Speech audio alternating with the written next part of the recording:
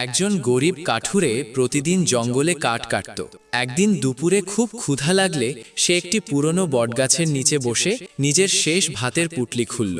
সে মনে মনে বলল, আজ অল্প খাবো না পুরোটা খাবো। হঠাৎ গাছের ভেতর থেকে এক দৈত্য বেরিয়ে এসে ভয়ে কাঁপতে কাঁপতে বলল, দয়া করে আমাকে খেও না, আমি তোমার 3টি ইচ্ছা পূরণ করব।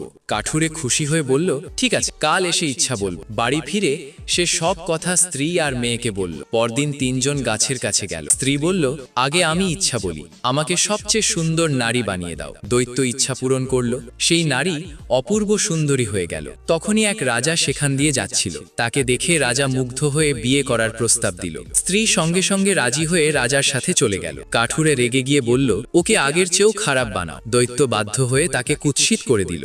রাজা ভয় পেয়ে পালিয়ে গেল। এবার মেয়েটি বলল, আমার শেষ ইচ্ছা আমাদের আগের মতোই করে দাও। দৈত্য তাই করল। 3জন আবার গরিবই রইল। দৈত্য হাসতে হাসতে বলল, লোভে চোখ ঢেকে গেলে ইচ্ছাও অভিশাপ হয়ে যায়। এই বলে সে অদৃশ্য হয়ে গেল।